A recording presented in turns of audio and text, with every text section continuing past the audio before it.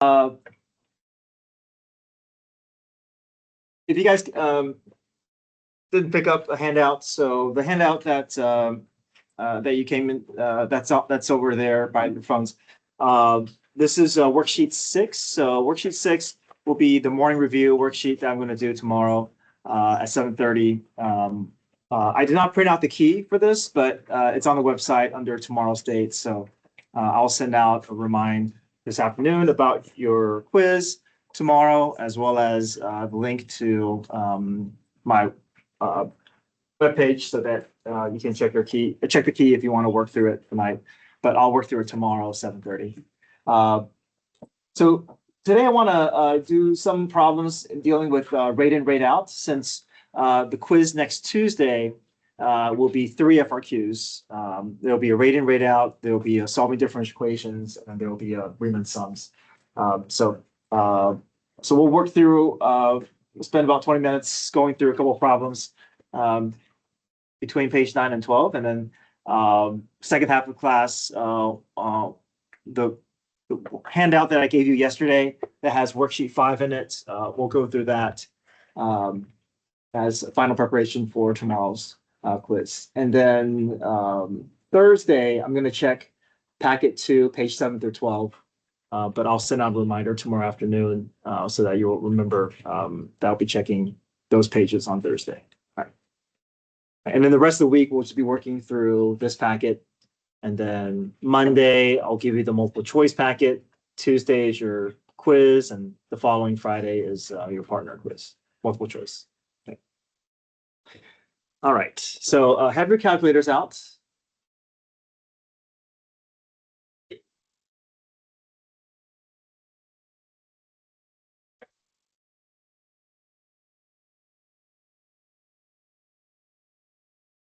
Okay, a water tank at Camp Newton holds 1,200 gallons of water at time t equals 0. During the time interval between 0 and 18 hours, water is pumped into the tank at a rate of W of t.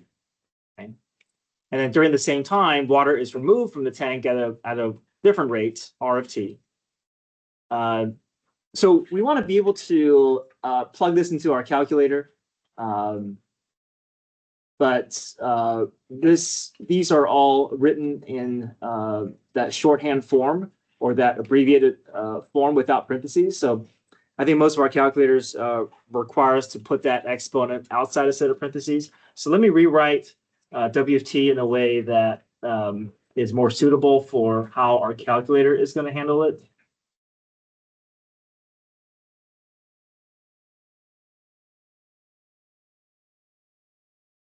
Now, I'm writing this in terms of t, but in your calculator, you're going to use x's. And let me rewrite the R of t.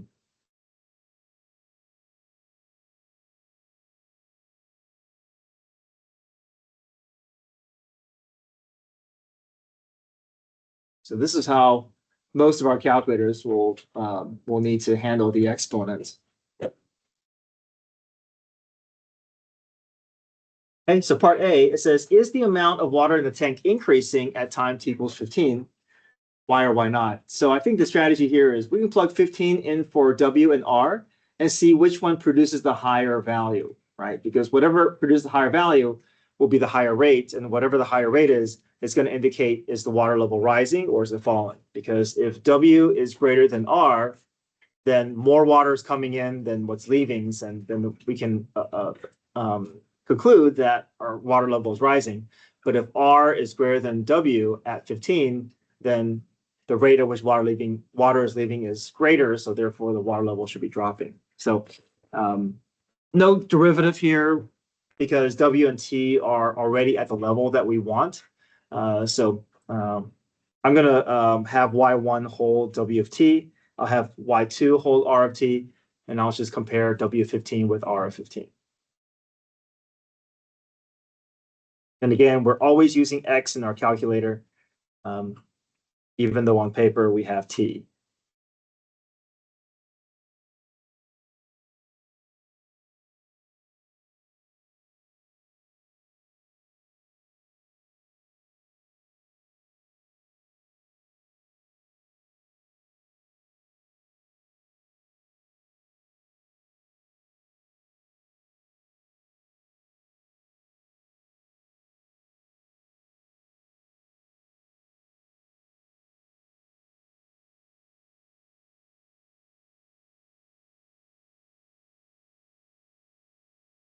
Okay, so this is how I entered in y1. Have 95 root x, parentheses, sine of x over 6, parentheses, parentheses. So we need two sets of parentheses, one to close off what's inside sine and one to close off around the sine function with the square outside. The second one, I have 275 parentheses, sine of x over 3, parentheses, parentheses, squared.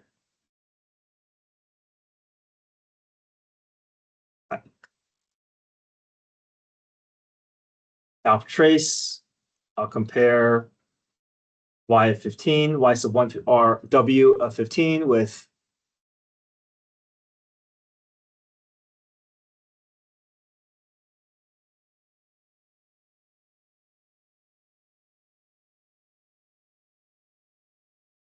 right, so we see that r of 15 is greater than y of 15. So because of that, we know water level is going to be dropping. Right?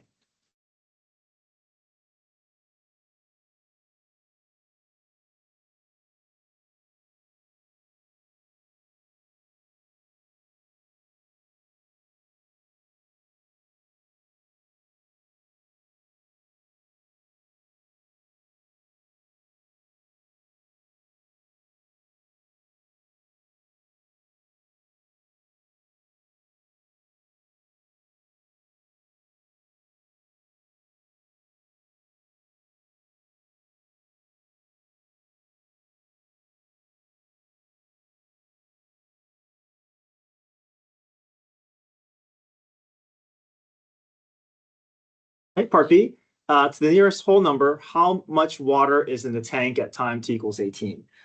So we know that there are a couple of factors that's going to influence how much water is in the tank. And there's three things that's involved here. How much water is there to begin with, how much water has been added, and how much water has been removed. So let me just write that general formula down, and then we can create a definition, and then we can, that definition we may use later on as well. So amount of water at any moment in time is based off of three factors. How much is there to begin with? How much has been added? And then subtracting how much has been removed. So let me create a definition which we can use for future problems as well. So I'm going to use A to represent the amount of water, A of 0 to represent how much water there is to begin with. The amount added is going to be the accumulation of W of t, so integral from 0 to t of, I'm changing this to W of x, even though W of x, same thing as W of t. I'm just letting that represent with a different variable so that it doesn't conflict with that t there.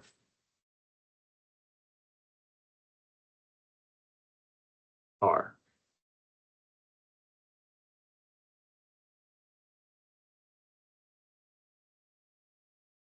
And it's good to have a definition here that's flexible enough to handle any moment in time.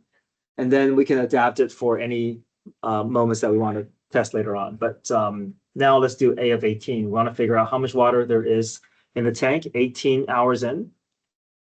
And what's A of 0? Okay, so 1200. And then we can just make our calculator do the rest of the work for us.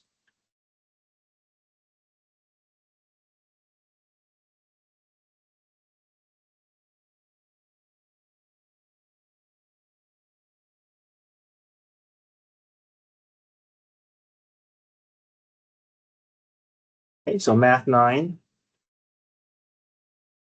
I'm letting y1 hold my w.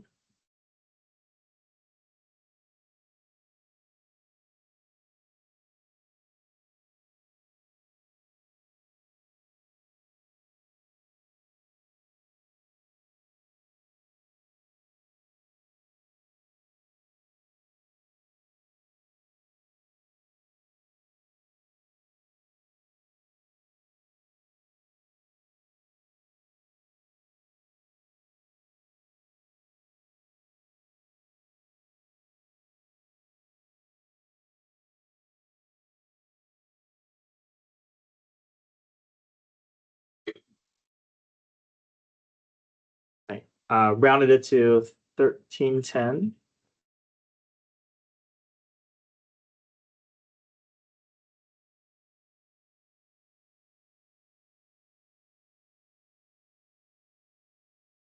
Okay, any questions with?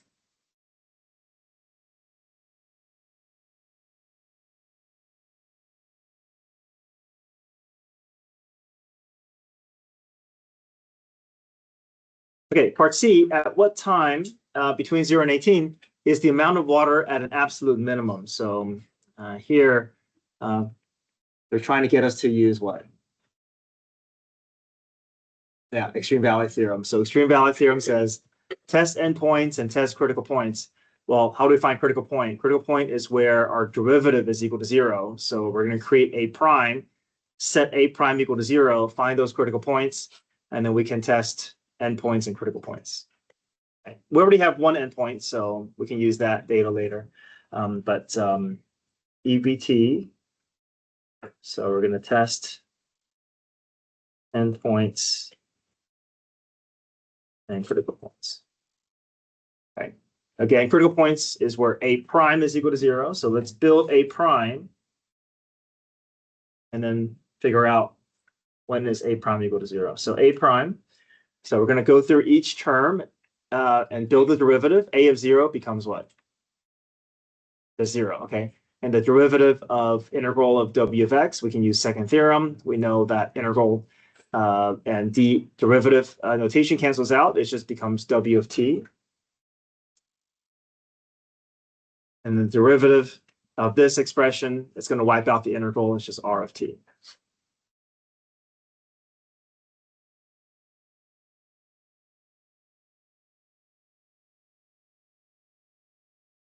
So our critical point is wherever causes w of t minus r of t to equal to 0. And I think the easiest way to do this type of problem is we're going to use graphing feature. Let's graph this. And then look for the x-intercept. So to graph it without having to enter a whole bunch of expression, I would just have y3 hold the graph that I want to see. So y3, I'll just call it y1 minus y2 because y1 is my w and y2 is my r.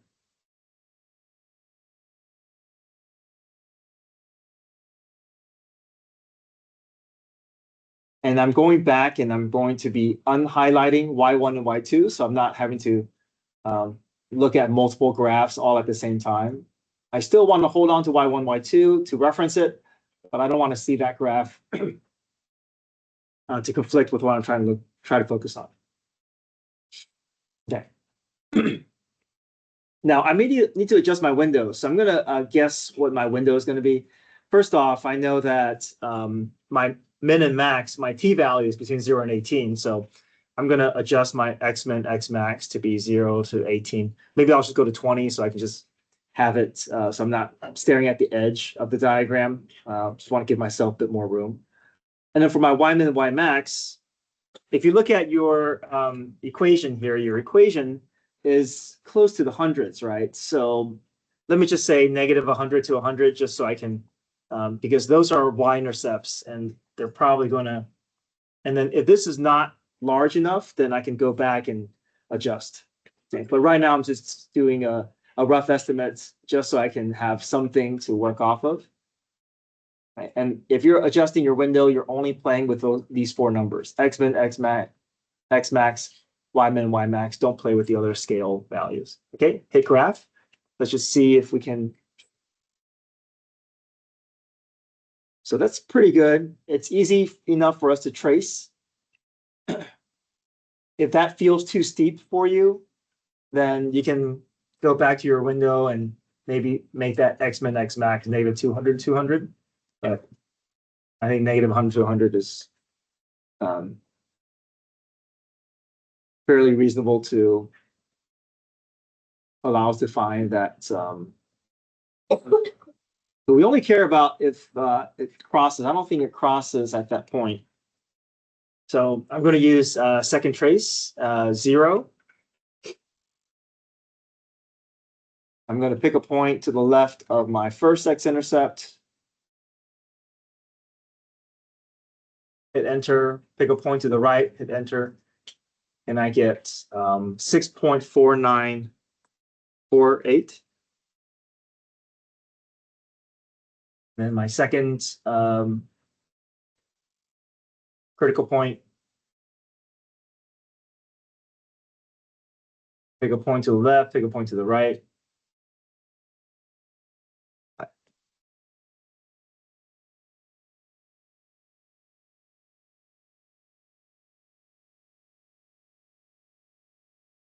Okay, so I have my two critical points, and I'm going to test my endpoints. So we kind of already know what the endpoints are. We know A of 0 is 1200. We know A of 18 is 1310.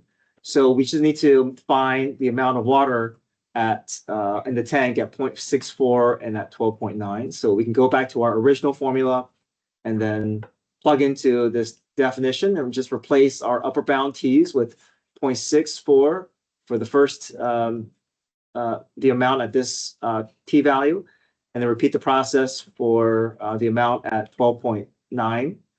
And then we can have all of our candidates in front of us and compare between those four values. What is the absolute minimum?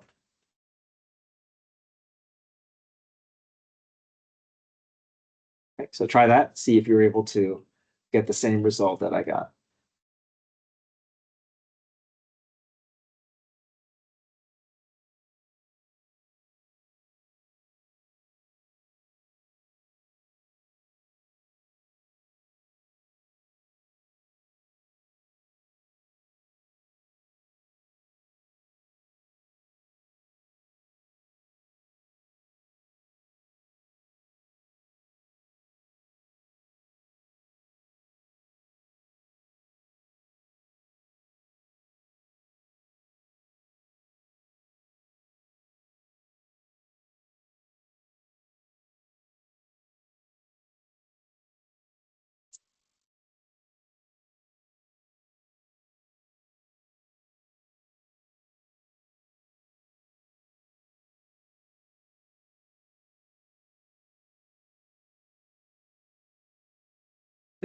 Okay, so to test, I'm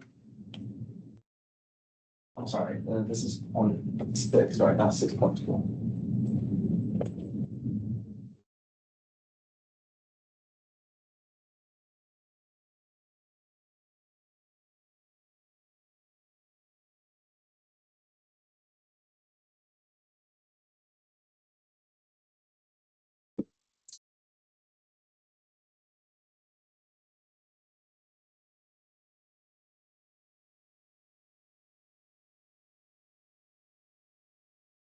Sorry, my bad. My original T value is off.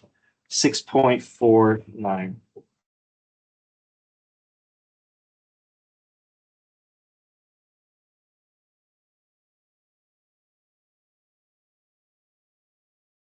So plug 6.494 in for T.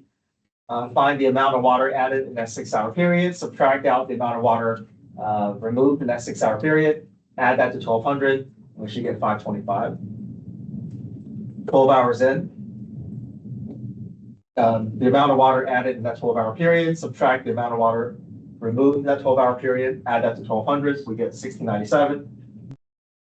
We already have the amount of water at 0, the amount of water at 18, and then compare these values. The lowest is 525, so that's our absolute minimum.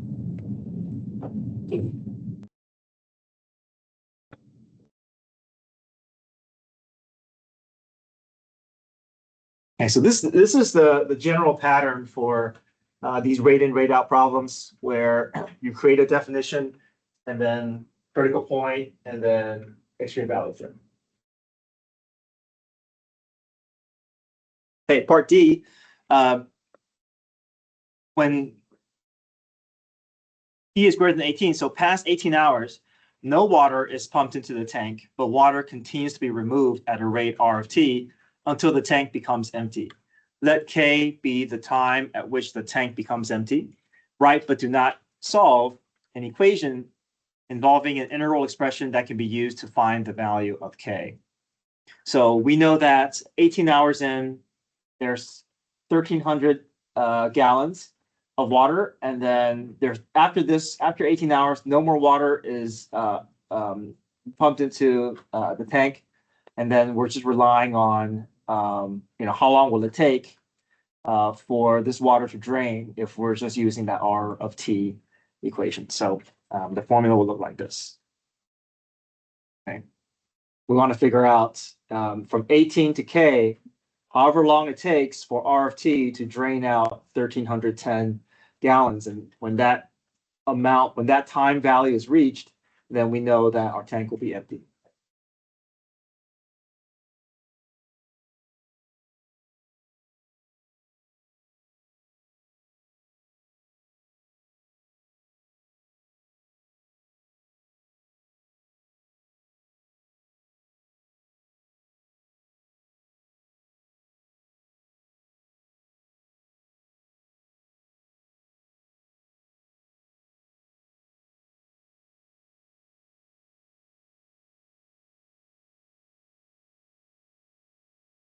All right, any questions? All right, I want to make sure that I get through review worksheet 5 before I spend any time on any additional problems. So we'll come back and do some more if we have time, but I want to make sure that that we have time to work through worksheet 5. So the handout that you got yesterday, if you guys can turn to that. So this is just an additional practice problem for you to try later. But some of you guys, if you've already done worksheet 5, then that's fine. But I want to just have class time for us to work through it together.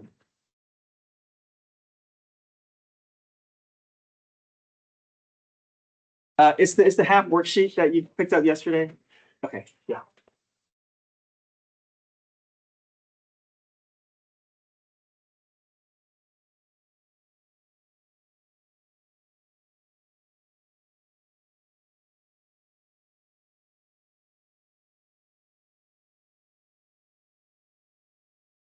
And does everyone have this worksheet? Okay, so turn to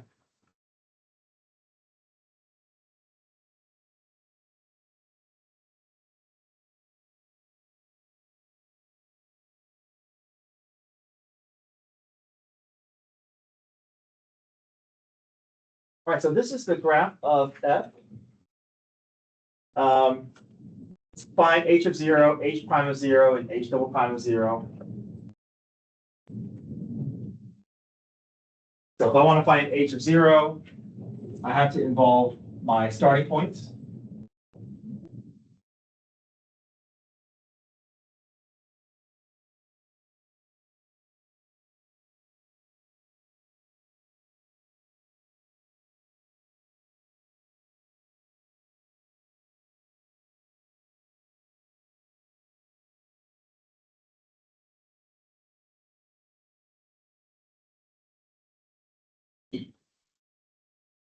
So remember, this particle motion formula is very useful across different types of problems. And this one can work for us as well. If I want to find any final position, I can start off with a given position plus displacement. So if I want to find H of 0, I can start off at H of -2 and then bridge that gap between -2 and 0. And -2 and 0 is simply the area or displacement under that semicircle.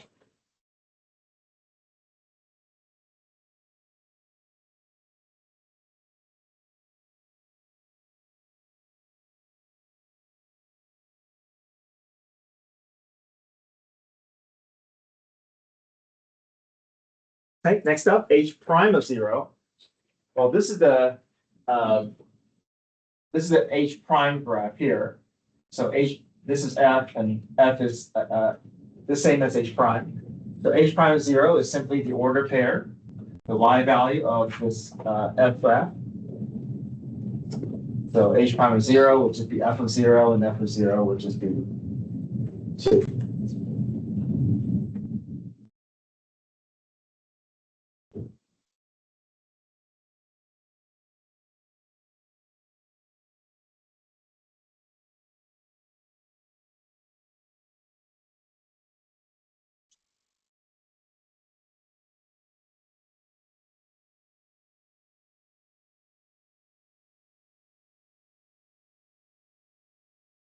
Were you here yesterday?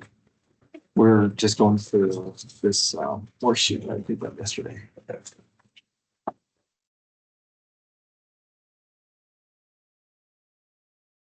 H double prime of 0 is simply f prime of 0, and f prime of 0, which is the slope of the f graph at 0. So the slope at that point is just going to be 0.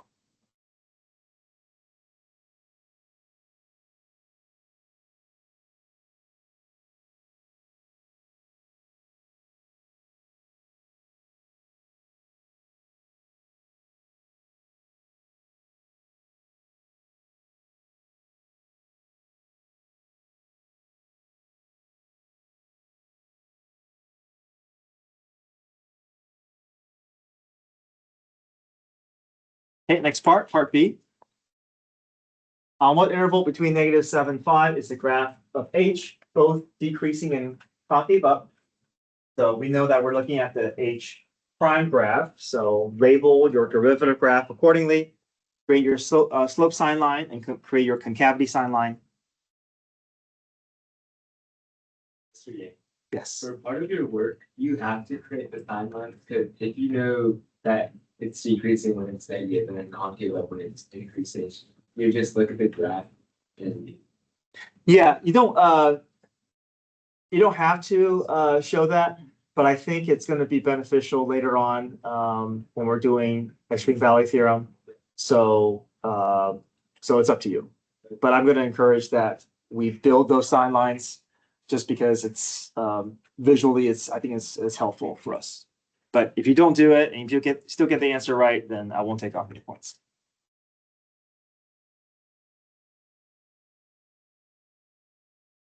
So your slope sign line,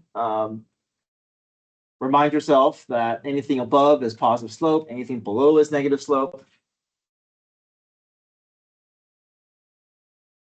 So my critical points are my x-intercepts at -2, 2, and that looks 4.5.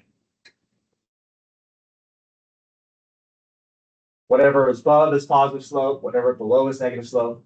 For your concavity sign line, now you look at the slope. Okay, so peaks and valleys will be your points of inflection, and wherever my derivative graph is rising, that's going to indicate concave up on my original graph. Negative slope is going to correspond with concave down.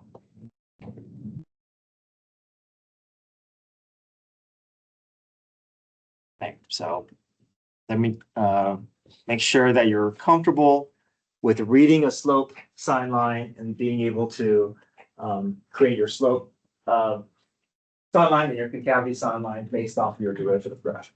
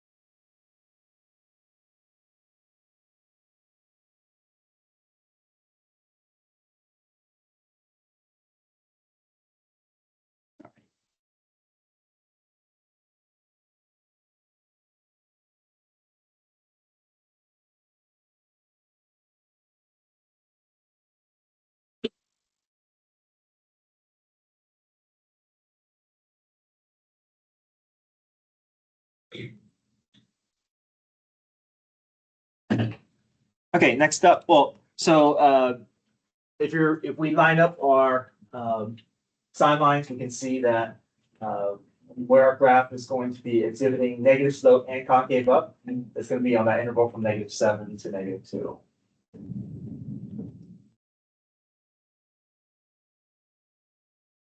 Next part, find the equation of the tangent line. So we have to find order pair, find the slope. Order pair comes from the original function.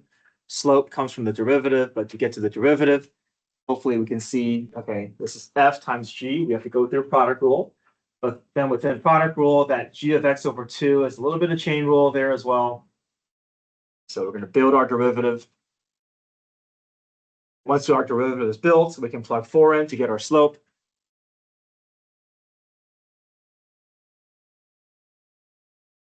Okay, so practice those steps.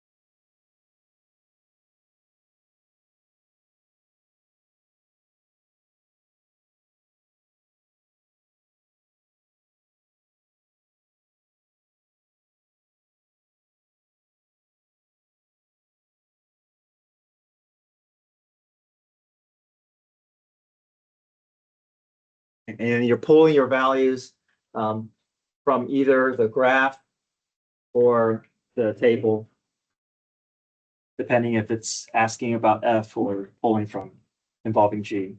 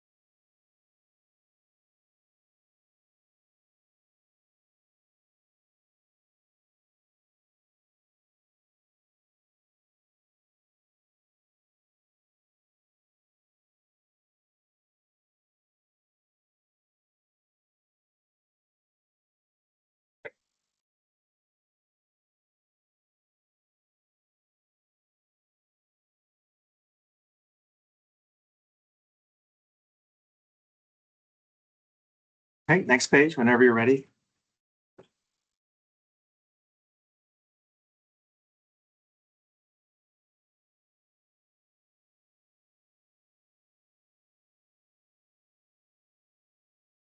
Okay, part D, is there a time such that g double prime is equal to 0? There is no g double prime for us to look at, so we're going to rely on g prime. We know g double prime is basically the slope of g prime. So if I can show that the slope of g prime is 0, then there must be a place where g double prime is equal to 0, and that is applying mean value theorem.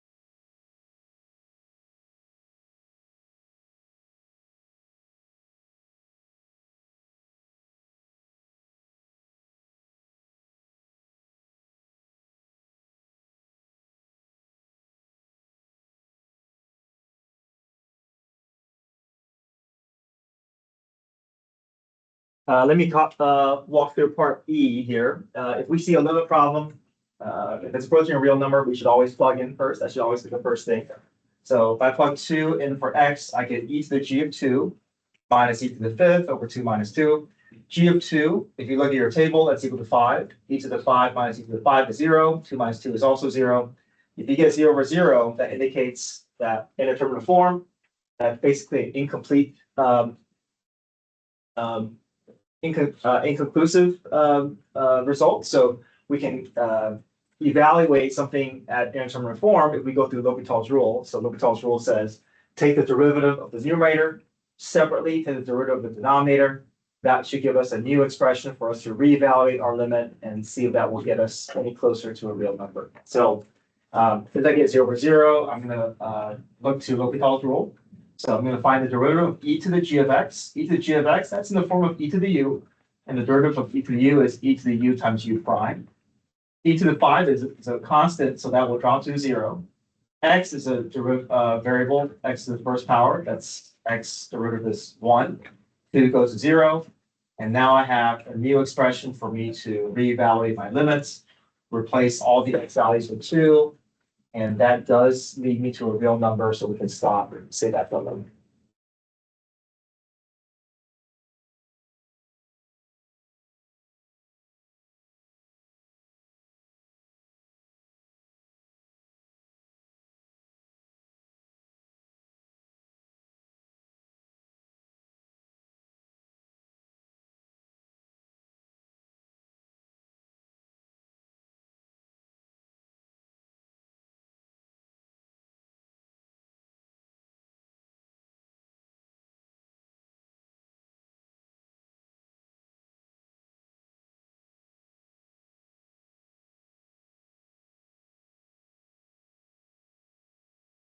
Part F, find the maximum value on the closed interval from -7 to 5.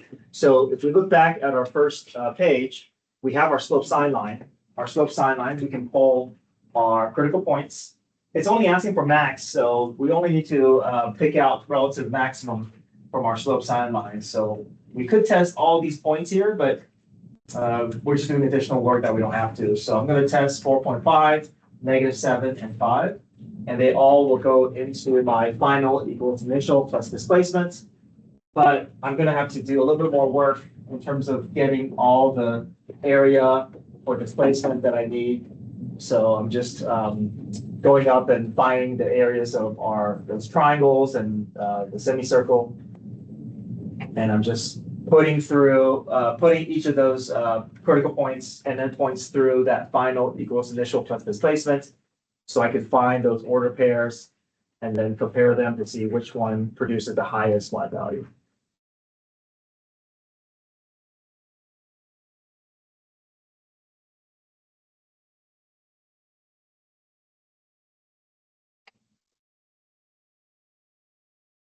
And the final problem is a u substitution problem. We pick out the u value, what's inside the brackets. It'll end up cleaning up nicely where all we need is power rule. Once we apply power rule, bring back our x variable, plug in our upper and lower bound, and get down to our numeric answer.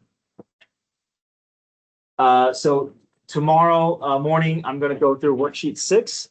But if you're working through worksheet 5 and this other worksheet, and if you have questions, I can answer them tomorrow as well. But hopefully you guys can use these practice as final review for your tomorrow's quiz. Okay, great. I'm going to thanks. You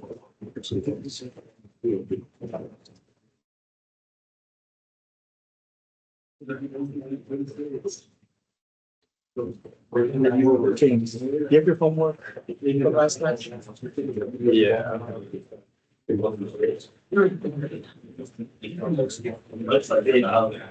You did say, which one should have? I've actually never lied.